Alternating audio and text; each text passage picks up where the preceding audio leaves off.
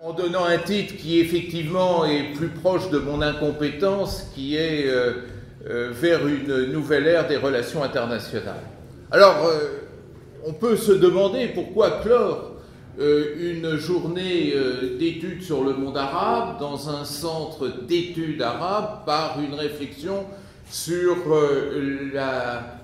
les nouvelles relations internationales. Eh bien, la réponse me paraît doublement évidente. D'abord parce que la mondialisation a un effet totalement structurant de tout, et en particulier de l'ensemble des aires régionales qui composent notre monde actuel, mais aussi pour une raison plus profonde que je voudrais plus particulièrement développer ici.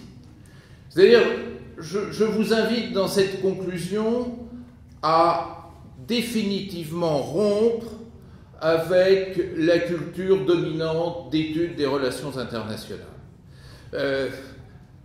Au soir avancé de ma vie académique, il y a quelque chose qui, en termes de bilan, m'a profondément étonné.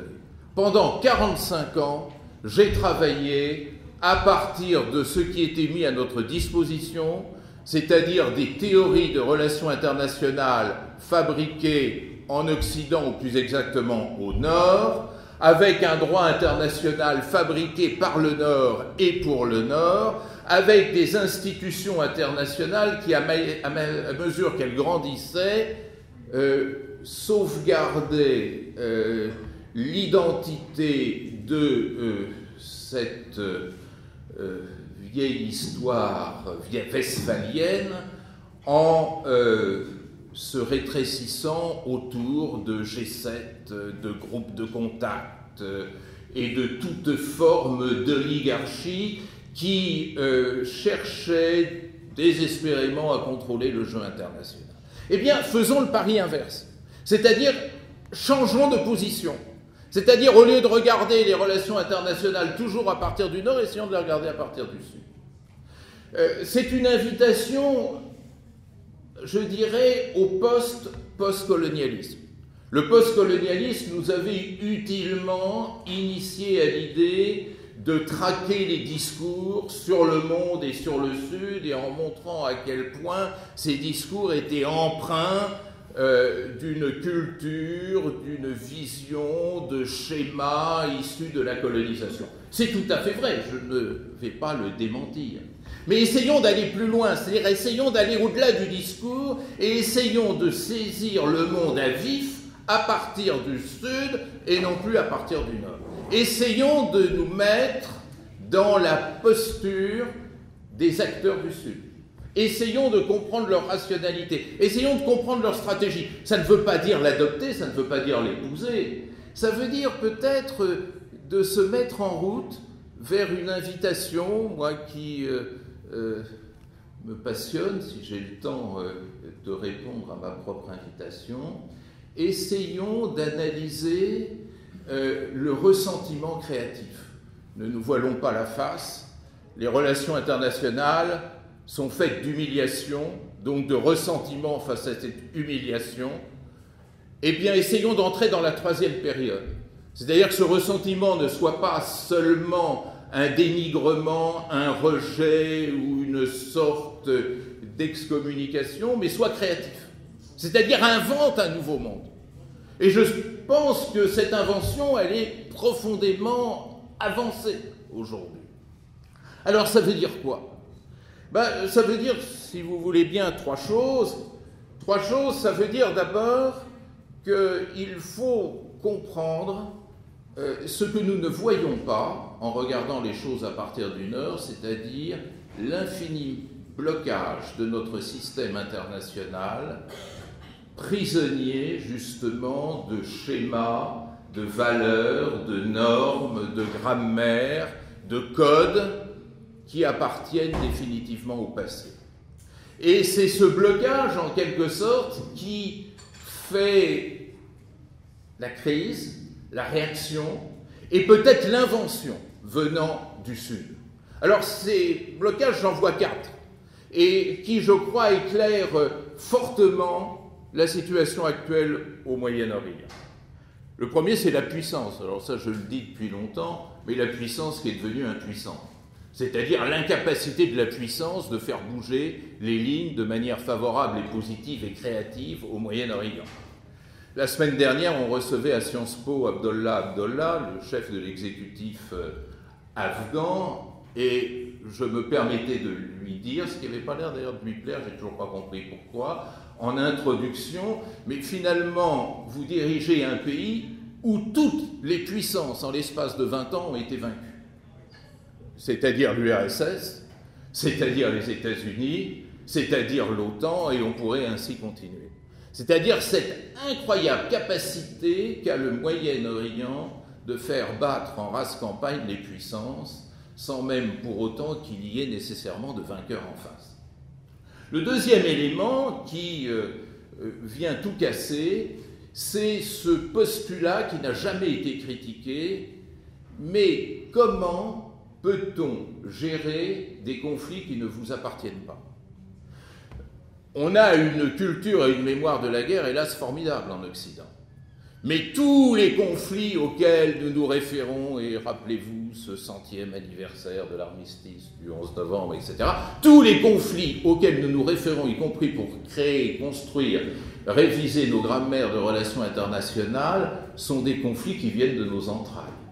C'est-à-dire que nous avons non seulement inventé, mais que nous avons inventé pour notre bénéfice. Il ne faut jamais l'oublier. C'est-à-dire nous sommes en Occident dans un monde où on a besoin d'une compétition de puissance pour que le jeu puisse se pérenniser, où on a besoin de guerre pour que les nations puissent se renforcer, pour que les États puissent se construire.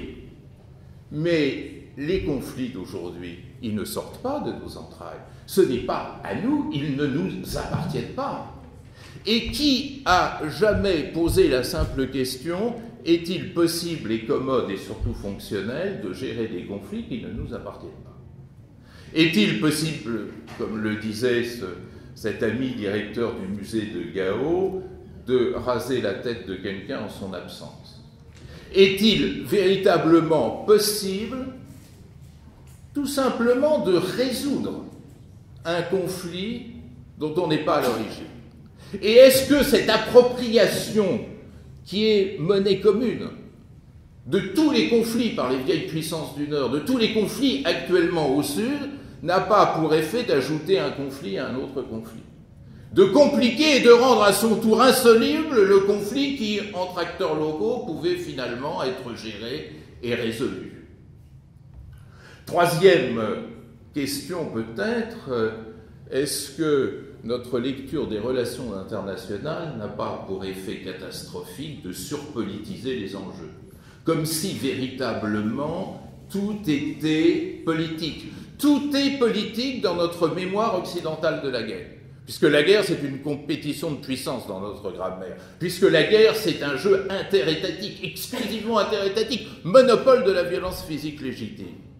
Et si maintenant la guerre correspondait à des enjeux sociaux ? Et est-ce que nous ne nous trompons pas de photo lorsque nous regardons la guerre des autres comme une guerre politique ? Et comme nous avons du mal à trouver des acteurs politiques, alors nous substituons ces acteurs politiques introuvables par des catégories définitives et super politiques qui sont le mal, Satan, le diable, les mauvaises religions, les mauvaises croyances, etc. Est-ce que derrière tout ça, nous ne trimballons pas pour l'installer sur le terrain, notamment du Moyen-Orient, mais la même chose vaudrait pour l'Afrique, nos catégories qui en dérivent, c'est-à-dire armée, c'est-à-dire canon, mais c'est-à-dire aussi alliance. Cette espèce de diabolisation de la logique d'alliance que nous venons ainsi rajouter à des conflits dans lesquels la notion d'alliance ne fait pas sens, tant les acteurs sont mobiles, amis un jour, ennemis le lendemain. Est-ce que geler cette logique d'alliance, selon notre vieille histoire qui remonte à la guerre de la Ligue d'Augsbourg, n'a pas pour effet, là encore, de taper à côté ?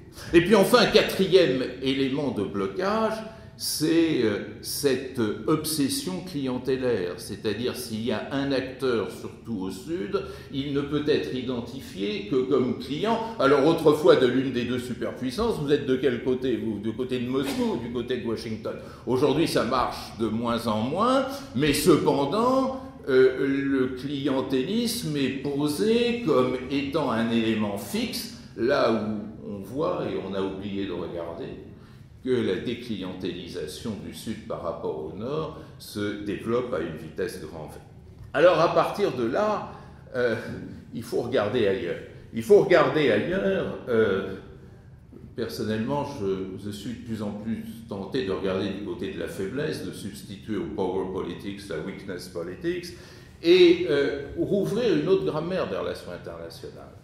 C'est-à-dire que vaut la force et la capacité des institutions qui, d'ailleurs, pour la plupart, ont été importées, surajoutées, bricolées, mal intégrées. Quelle est aussi la capacité, la puissance, la réalité, ou au contraire la faiblesse, de toutes les formes d'intégration dans les sociétés qui nous intéressent. L'intégration nationale, comme toujours dans nos réflexes occidentaux, est présentée comme quelque chose d'évident, comme une sorte de donnée. Mais est-ce que l'intégration nationale fait sens partout? Est-ce qu'elle renvoie à la même unité fétichisée telle qu'elle s'est constituée et développée dans notre histoire internationale, justement, occidentale? C'est bien que j'ai pris ma retraite de professeur de relations internationales, parce que les relations internationales n'existent plus. Elle n'existe plus. N'employons plus ce terme, il n'a aucun sens. On est dans des relations intersociales extraordinairement compliquées. Mais ces relations internationales, avec notre grammaire des relations internationales, justement, nous ne les voyons pas. Et nous avons toujours tendance à considérer la Syrie, l'Irak, l'Arabie saoudite, etc., etc. Et si on critiquait ces logiques d'intégration, et si on cherchait à voir comment d'autres formes d'intégration, d'autres formes d'asabiya peuvent se construire dans un monde où tout n'est pas fait et définitivement. Et puis, continuons dans cette recension de la faiblesse. Et si on regardait du côté des acteurs que nous appelons faibles, ces acteurs qui ne sont pas des États, donc qui sont nécessairement faibles, qui sont des seigneurs de guerre, des chefs de guerre, qui sont des milices, qui sont des groupes armés, qui sont des communautés souvent indéfinies. Et si on commençait véritablement le travail de faire leur analyse sociologique? Il y a peu de travaux sur les warlords, il y a peu de travaux sur les seigneurs de guerre, il y a peu de travaux sur ces formes de mobilisation de la violence. Et j'ai eu l'honneur d'en diriger un, celui de Romain Maléjac, sur les seigneurs de guerre en Afghanistan et au Congo, et il nous apprend plein de choses sur les nouvelles relations internationales. Et enfin, pour terminer, et tenir moi aussi dans mon quart d'heure, le dernier élément du tableau est la mondialisation dans tout ça. La mondialisation, elle est là et elle vient tout casser de nos catégories. Et ce qui me frappe, c'est que toute la littérature que nous avons à notre disposition, que nous enseignons encore aujourd'hui à nos étudiants, passe complètement à côté des composantes essentielles de la mondialisation. C'est un mot qu'on emploie tout le temps, qu'on ne définit jamais, qu'on ne conceptualise absolument pas. Et pourtant, la mondialisation, c'est déjà l'inclusion.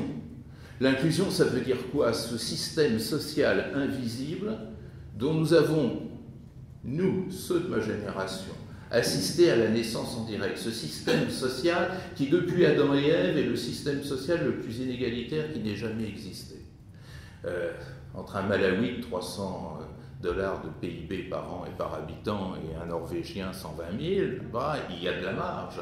Et il y a un indice d'inégalité qui est bien supérieur au pic d'inégalité que nous avons connu dans nos nations au XIXe siècle. C'est-à-dire qu'il se crée à travers ce système social de la mondialisation une sorte de dynamique de l'inégalité qui est porteuse de tout, qui est porteuse des imaginaires, qui est porteuse des relectures par les acteurs du jeu international, qui pour eux n'est pas interétatique, mais qui est justement un jeu fondamentalement inégalitaire. Et avec cet élément qui vient accélérer, renforcer tout ça, qui est qu'autrefois le pauvre ne voyait pas le riche, et aujourd'hui le pauvre voit quotidiennement le riche et peut l'identifier des manières les plus simplifiées qu'il soit. La mondialisation, c'est aussi l'interdépendance.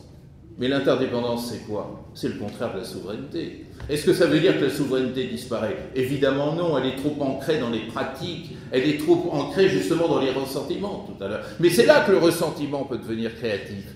C'est-à-dire nous assistons à l'invention de quantité de définitions nouvelles de la souveraineté que nous ne voyons même pas.